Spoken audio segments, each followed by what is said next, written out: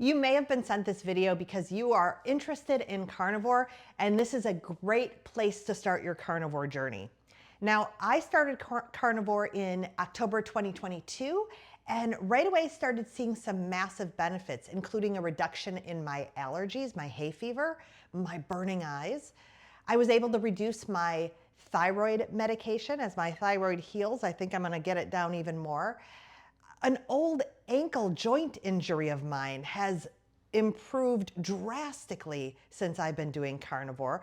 I have more energy, my brain fog is gone, and I've also lost 30 pounds. So carnivore has been wonderful for me as far as energy, mood, and just feeling good in my skin. The basis of the carnivore diet is ruminant meat, red meat.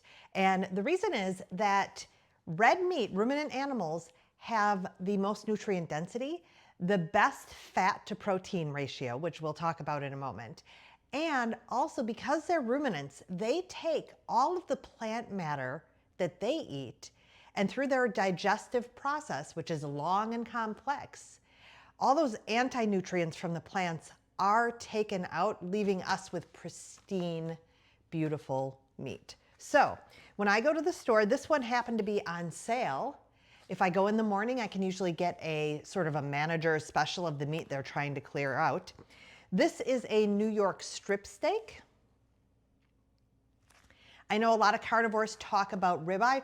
Ribeyes do have a higher fat content than New York strips. However, the texture is a little bit different and might not be pleasing to some people. So I think the New York strip is a great place to start because it does have a pretty nice fat to protein ratio. So we're gonna rip into this and I'm gonna show you, not only was this on sale, but I chose this because you can see here, it is beautiful. They've not trimmed too much fat off of it. There's a nice fat ring around it. And you can see with the meat too, it's beautifully marbled. So you might be wondering, what is the fat to protein ratio that I am looking for? Now, most carnivores do not track, especially at the beginning. That's one of the beautiful things about carnivore.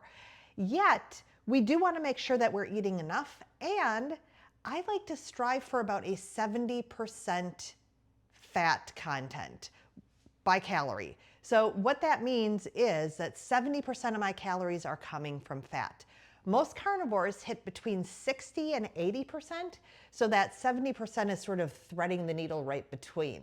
So that's what we're going to talk about today in this video, is working toward that 70%, so you don't have to think about it or track it. Just do what I tell you and you know you'll be hitting around 70% and getting enough fat to feed your hormones, to feed your brain, to really give you maximum nourishment. Now, like I said, the sell-by date is today. So you can see there's a little bit of oxidation here where it's turning a little bit brown. That is absolutely okay. That is fine. And we are going to take it though and remove it from the packaging. If you have any aversions to beef texture, you also want to remove it from the packaging because you're going to want to put it in your fridge to sort of dry for a couple days. And that really changes the texture of the meat in an amazing way. And you may even want to dry brine your meat, which is talked about a lot, where you actually salt it. So I'm going to do a little bit of both for this. I'm going to start by taking this meat, which I used to hate touching meat. Now I swear I have my hands in meat all day long, just about. But you want to dry it well. Now, Eric, which one do you think you're going to eat? The big one. The big one? It's what Or I both. thought. Or both. One of these I'm going to dry brine. I think you prefer the dry brining better than I do. So this is Redmond's real salt. And for dry brining, basically you dry off the steak like I just did. This one I'm not going to brine. I'm just going to allow it to dry. And this one, I'm going to salt the crud out of. Now, the important thing to know that when you're dry brining, carnivores are known for salting their steaks aggressively, as you might have noticed.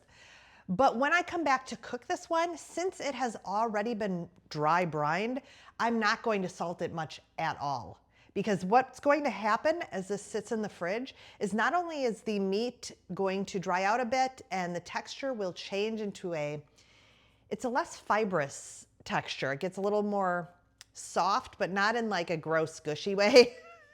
Not at all. But it loses some of that texture, that stringiness, that sort of fibrous meatiness. But with the salt is actually going to move into the steak as it's in there so that it's salted throughout the entire steak and you're not just getting salt on the surface. So then you just pop this in the fridge. Now I will leave it there up to 2, 3, maybe even 4 days. I think Dr. Chafee leaves his in there even longer. I think you can leave it in there like almost indefinitely and it'll turn into jerky eventually. But we want it to be steak, so a couple days, no problem. So then you just pop it in.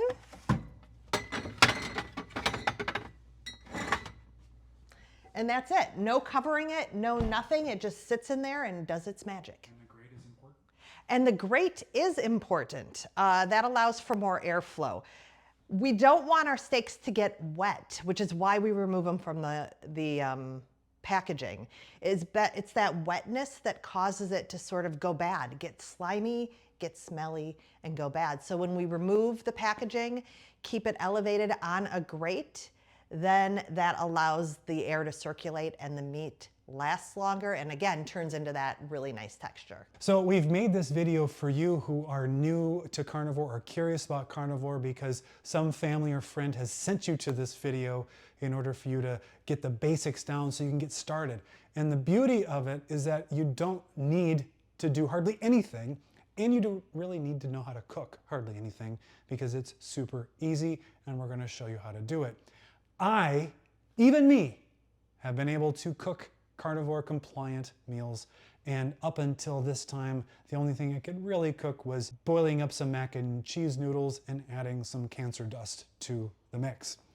So I have been doing carnivore since October of 2022, so it's 2 years right now, and I have lost 30 pounds. I've changed my body composition significantly. I've gotten off of my SSRI. I've banished acid reflux and IBS, and in general have just a way, way better life. And of course, it's awesome to be doing this with my beautiful wife, who, let's be honest, she has even more energy on carnivore than I do because she's more diligent about managing macros. So the other things that you're going to be eating when you're starting carnivore other than ruminant meat is bacon and eggs. These are extraordinarily easy to prepare, great high fat and healthy, you will not believe it, healthy choices. So we're always concerned about getting enough fat. So there's a lot of fat in bacon, so probably don't have to worry too much about that because the white strip in here, all of this is fat. The rest of the pink part is kind of a protein. Well, not kind of, it is protein. So this also tends to render away though when it cooks, and that's why the bacon shrivels up and gets smaller, and then the bottom of your skillet or pan collects all of that fat. You can pour that fat off and save it. It'll return to a solid at room temperature, and then you can use it, you can scoop that up and use it to make your eggs, or you can fry these up, then cook your eggs in them. So how do you get enough fat with eggs? Well, the secret is for every 1 whole egg, you're going to use 2 yolks. I just said yolks. I don't know if it's yolks. Is it yolks, like jokes? Or is it yolks, like folks?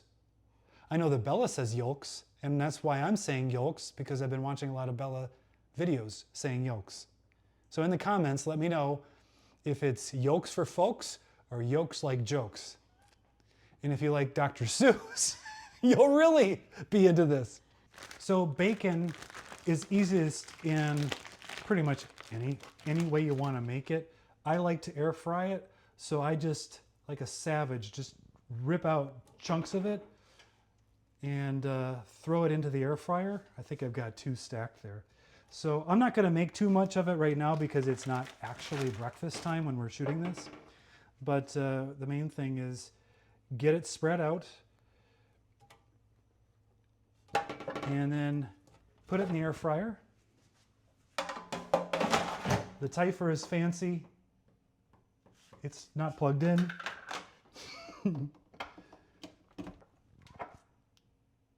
The Tifer is fancy. It has a bacon button, and it sets it for 400 for 10 minutes. Hit play, and in 10 minutes that bacon will be ready. Okay, remember, it's 1 whole egg, 2 yolks. So how do you separate an egg? How do you separate an egg? You crack it and you dump it in your hands. You don't do the whole shell to shell thing. You squeeze your fingers and you throw it in. Crack it, dump it, let it go through your fingers, dump it in. So that's our ratio. And then we're just going to make these. Now I would typically do maybe 6 eggs, 4 yolks, 2 eggs, 4 yolks, depends on how hungry I am, to get the right ratio. So we're going to make these eggs Gordon Ramsay style. It's going to be very quick because it's a very few eggs. You're going to want to put some butter in the pan, and however much you like, depending on how much fat you want to add. Whoops! So quite a bit of butter. And you can keep your butter in a little thing like this at room temperature. It's not going to kill you. And it makes it easy to slice up. We're going to fire this up and put it down to the lowest medium setting so that we can get the butter to melt. You may have seen people mix the egg up with a whisk. No, that's wrong. Don't do that. Okay, the butter is bubbling. We don't want it to brown. So we pour the eggs in and immediately start stirring them and breaking up the yolks. And then we're going to stir, stir, stir. We're going to lower the heat a little bit. And we're just going to keep stirring them in the saucepan. Stir, stir, stir. And slowly they will start to congeal a little bit into scrambled eggs. I don't usually cook only 3 eggs. 3 eggs is like, I don't even know, that's not even a snack. And notice we haven't salted it yet. We don't salt them while they're still liquidy.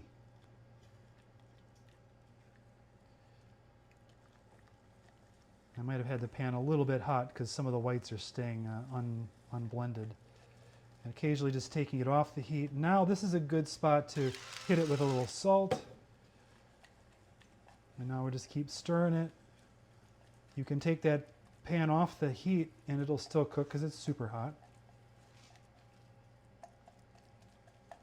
And then you get it to the consistency you like it. If you like it runny, you stop earlier. If you like them a little bit harder, you keep cooking them. And then you dump them out onto the plate. And you make sure that you turn off the heat so your wife's sleeve doesn't start on fire. And now you set those aside. And if you've timed it right, which we have not, the bacon will be done right about now. I don't have to flip the bacon in the Tifer because I know from experience it'll come out perfect after 10 minutes.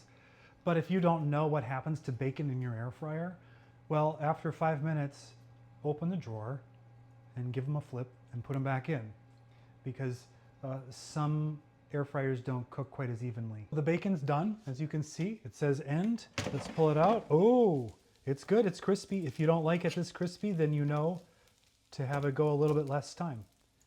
My mom would have loved this bacon because she said, no, when I tell you I want it crispy, I want it crispy. I don't really care that much. I'll eat bacon as long as it's heated up. You could eat the bacon separately or you could eat it with the egg. Now what I like to do is cut the bacon up into little pieces. Technically that's called bacon bits.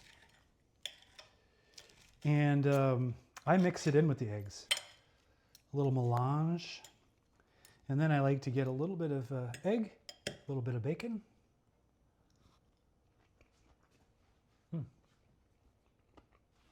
So your air fryer or your skillet pan is going to be full of bacon grease. And if you leave it, it's going to get all hard and gross and greasy in the bottom of this. Now, Does it really matter? You could cook all kinds of things in there and collect weeks and weeks and weeks of that crap. Or while it's still hot, save it and pour it off. And we have this little bacon fat thing that's got a little strainer so all the little gristly pieces don't go down in there. And this is how a carnivore should do it. Pour that off because you're going to save that to cook with it later. Now this still has to be washed. I'm not saying you don't wash it. Now how do you wash things that are greasy? Well, yeah, you can rinse it off, but you know, water and oil, they don't mix. That's why they invented soap, because soap gets down in there and it lifts up the grease. And you use Dawn because that's what they use on the oil-covered animals when the Exxon Valdez blew up. It didn't blow up. So, very simple step, empty it while it's hot. We wanted to go through a couple of the frequently asked questions a new carnivore might have. The first one is, how often should I eat? And the answer is, you should eat when you're hungry, especially when starting carnivore. Now, I know that many of you might have heard of 1 meal a day or 2 meals a day, but when you're transitioning into carnivore, it's about eating when your body is hungry and really learning to understand those cues of hunger. So if you're hungry, go ahead and eat. How much should I eat? Carnivores are known for not really tracking macros, especially at the beginning. So how do I know if I'm eating, how many calories I'm supposed to eat? And the answer is, again, follow the lead of your body. However, make sure you're eating enough. For most women, you're probably going to be eating between 1 pound or 2 of meat a day, and men might go up to 2 to 3 pounds of meat per day. Now, that's not a guideline for everyone, but I want you to understand we are not talking about eating tiny portions. We're talking about eating until we are full, and even the phrase comfortably stuffed. So you should feel a bit like Thanksgiving. Not like Thanksgiving, like if I eat another bite, I'm gonna vomit or I need to go to bed right now, but like I'm full, there is no room left, I'm done. Get to that bite where you are just really feeling satiated and stop. What about fasting or intermittent fasting? I don't recommend starting the carnivore diet and doing fasting. I really, again, want you to listen to your body cues to start with. Now, I did come to carnivore as an experienced faster already. So I did start eating with 2 meals a day, but again, I don't recommend that. If you are not used to fasting, eat again when you are hungry. And what will naturally happen over time is that you will find yourself going longer spaces between meals and eventually maybe only being hungry for 1 or 2 meals a day. But again, don't force it at the beginning. Your priority right now is just to move out of the diet you were eating and eat meat, eggs, bacon, butter, triple B and E. What do I do when a craving strikes? Now, I want you to think of a craving completely differently than maybe you've thought of it before, because you might be thinking, oh my gosh, I've got that sugar monkey on my back. This always happens to me. I get these cravings I can't resist. No, let's see a craving as a sign that your body's seeking nourishment. It's seeking quick energy, probably through the form of some type of carbohydrate or sugar. Now, we're not going to run for the carb or the sugar, but if your body is craving nutrients, craving nutrition, if we're looking at it through that lens, go ahead and eat. Eat something that's carnivore compliant, and you may want to eat something that is high fat or just fat itself. Grab a bite of butter because your body is learning to fuel itself by using fat for fuel rather than sugar and carbs for fuel. So don't ignore the craving. Don't beat yourself up for the craving. Just see it as a way that your body's trying to get some more good nutrition. Another question that is often heard is, I thought I was supposed to be losing weight on this diet and I'm not losing at all, or maybe I lost some at the beginning, but now I've hit the stall. Do not worry about weight loss. Now, I know most of us are coming in Even if you're coming in for the healing benefits, you probably have a few pounds to lose, but do not make that your focus. Your body might be prioritizing healing over weight loss.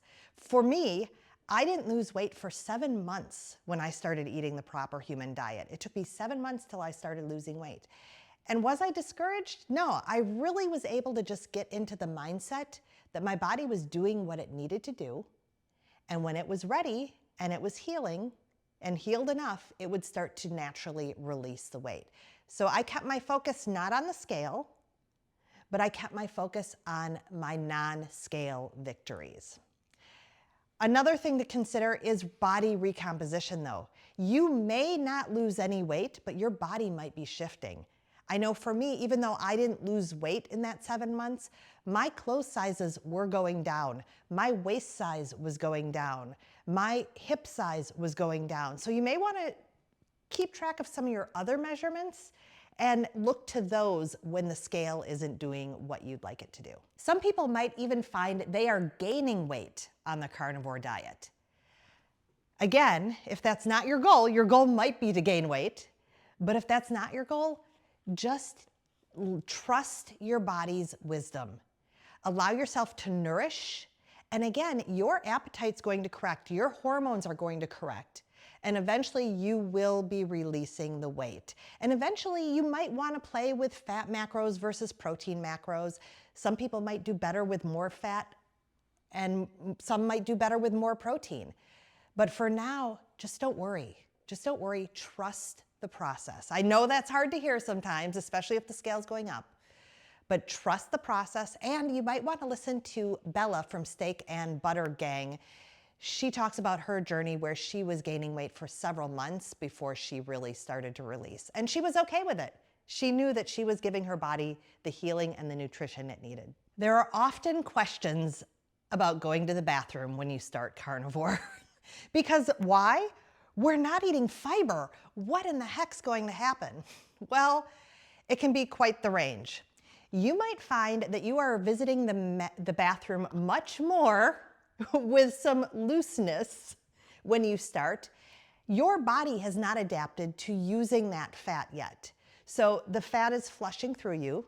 The first few weeks, you might need to stick close to the bathroom.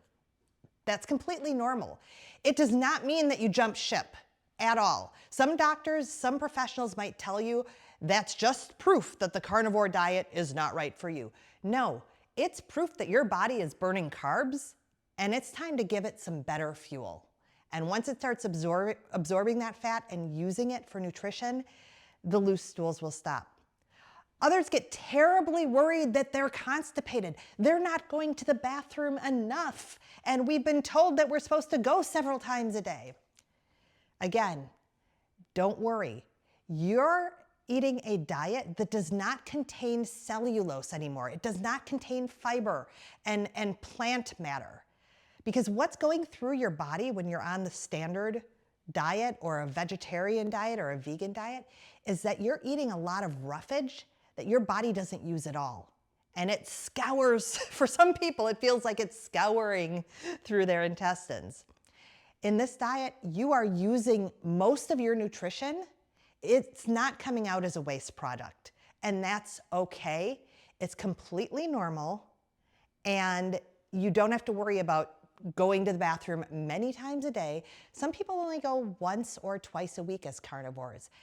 It's an easy process, and it is completely normal and healthy. We are getting ready to cook a steak, and I'm gonna walk you through it. I put these in the fridge just a while ago. Again, you're gonna wanna keep them in for a couple days if possible. And you'll see that change in their texture and sort of their tone. We've had ours in for, I don't know, maybe an hour or two, and we are going to go ahead and get to cooking.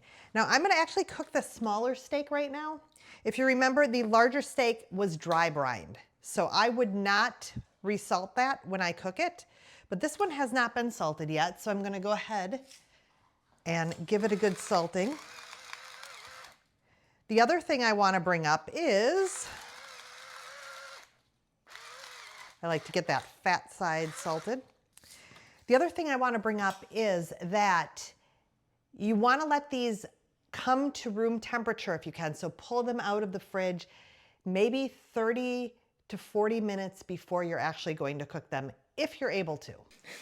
So this is really exciting because what we're looking at here right now is, yeah, it's a steak and it's going to end up being delicious. But a carnivore looks at this and they don't just see a steak, they see their body. And I don't mean you've cut your body off and you're looking at it on a grate. This white stuff here that we used to be told to cut off and throw away or feed to the dogs, this is your fuel. Your body will convert to using this for energy, and it is amazing. The red stuff, that's the protein. That has all the amino acids. Every single one your body needs is in this steak. And it will take that apart and it'll distribute it through your body to repair any injuries, or if you do a workout to help you strengthen those muscles. All of the tissues of your body will be fortified by the protein that's in this steak. Humans evolved to eat this. The fat also fuels our brains and it fuels our hormones. It is what builds our hormones. Why are so many of us walking around with hypothyroid, depression, anxiety? It's because we have not been given the permission to eat the fat, which is the building block for all of those processes in our body. So now we're going to prepare it. We're going to prepare it. And we're going to eat it. Yeah. So I have 4 ways to prepare a steak, actually. if we zoom out. Eric really likes to use the air fryer for his steaks, and I do when I'm in sort of the I don't want to cook mode and want it to be quick and easy.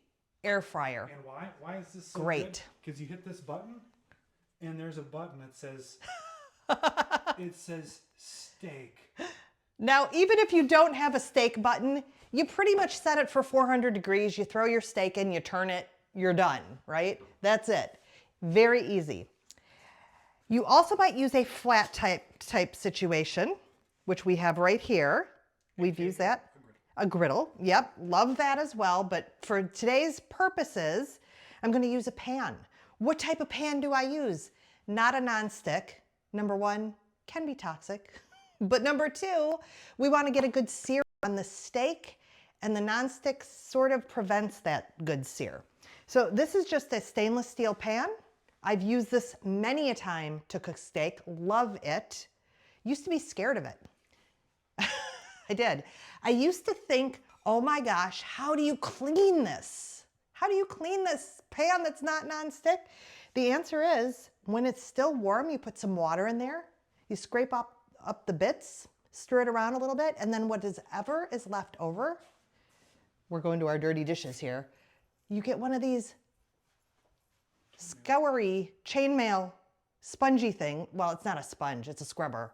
And you use that. This can also be used on cast iron, which is how I'm going to cook the steak tonight, is with cast iron. Now, I go through cast iron phases. It's a little more fussy than this pan, but it really does give the best sear. So if I'm looking for the best sear, I'm going to use the cast iron. Why is it more fussy? Because I clean it in the same way. Don't use soap on a cast iron. I can use soap on this one. You cannot use Dawn or any other soap on this. You use that little chainmail scrubber, but you have to then apply a little more fat at the end. So there's that one extra step in there of re-seasoning the pan when you're done. So we're gonna do this, and what I'm doing is, let me get my correct burner on. There we go. And I'm going to put it on a medium-high heat, and I'm gonna let that pan actually heat up for a minute or 2. Okay, so a strip steak or even a ribeye is actually around 60% fat. So we want to make sure to up the fat content by cooking in fat, and then I also like to add a little fat at the end, or either in the form of butter, or I will cook up some beef fat trimmings along with the steak. So that's what I'm going to do. Huh? I get those from the butcher. I have to ask for them. They're about 99 cents a pound in my area. So really cheap, really good. Now I just had the pan on here in a moment, and what I'll see is that it'll just barely start to smoke, just barely. With no added oil, and I'm not sure if you can see that on the camera, but that's my signal to add the oil. Now, we are not using our vent hood today, but you usually want your vent hood on. We are not using it because it's too loud. It is too loud. So let's add that fat in there. Now, this is beef tallow. When I started carnivore, I tended to use a lot of bacon grease for that extra flavor, but now I prefer my beef just beefy and not bacon fatty. Okay, so my fat is rendered. You can see it's starting to smoke, and I'm gonna throw that steak right on there. And I'm gonna leave it on there for 2 to 3 minutes. There's a little extra fat that I'm gonna eat with it.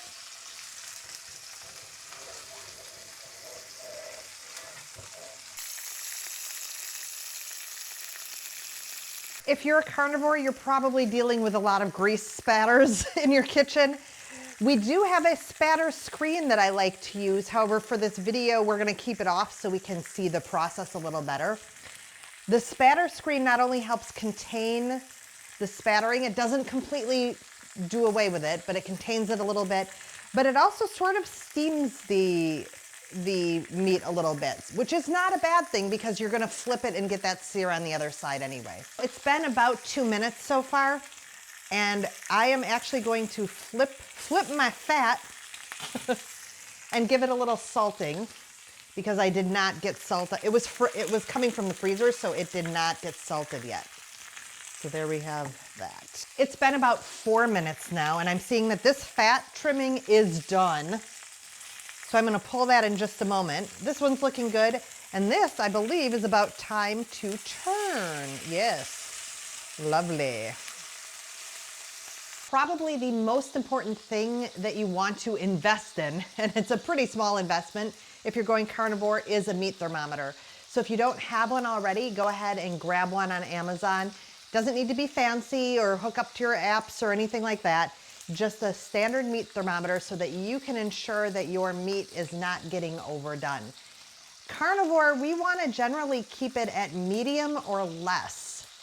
If you're really the type of person who has to have it well done, that's fine. Start there, but try to pull yourself back because it is true that some of the nutrition degrades as it cooks more and more.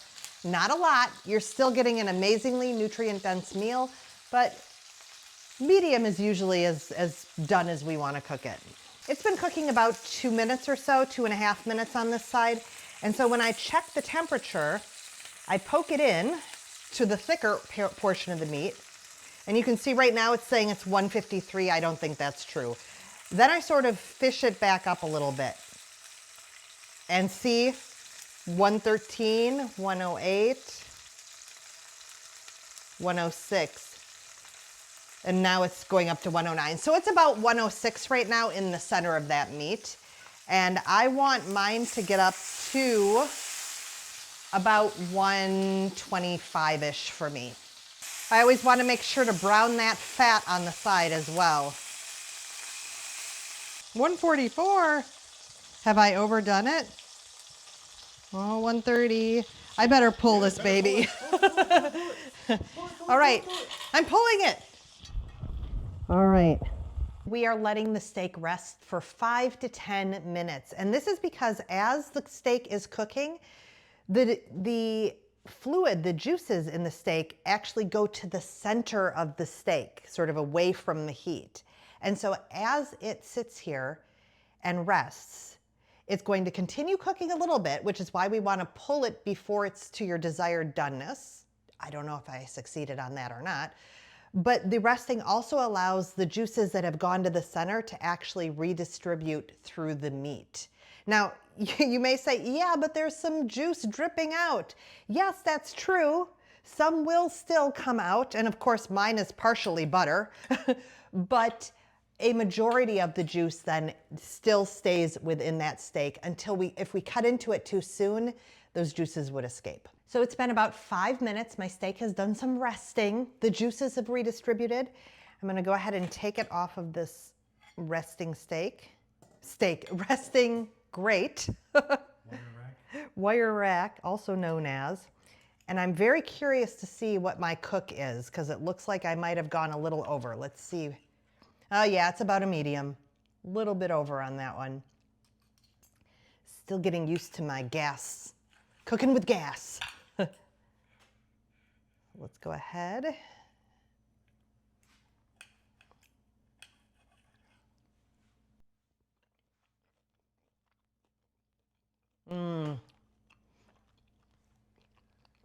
Really good. The salting is great. It is very juicy. This is a really good steak, actually. Very juicy. I do like the butter on top, and it's got a great sear from that cast iron, which I really, really do like a good sear. So it's even though I got it a little more done than I normally like, it is actually an amazing steak. So let me get some of this fat here to supplement.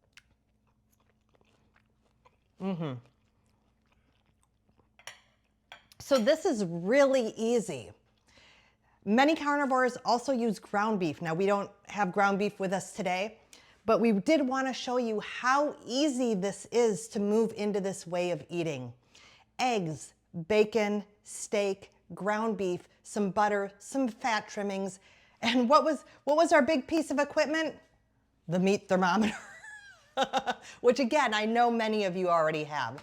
So if Eric can do this and cook carnivore compliant, believe me, you've got this. You can do this. And as soon as you start seeing those results, you are going to be amazed and realize that it's a self-correcting diet. It's a diet you want to stick to because you feel so good. I don't even like using the word diet, but it's a way of eating that you want to stick to because the benefits of eating this nutrient-dense food are remarkable. You've not experienced this before. And remember, if this way of eating doesn't work for you, you can always go back to your old way of eating.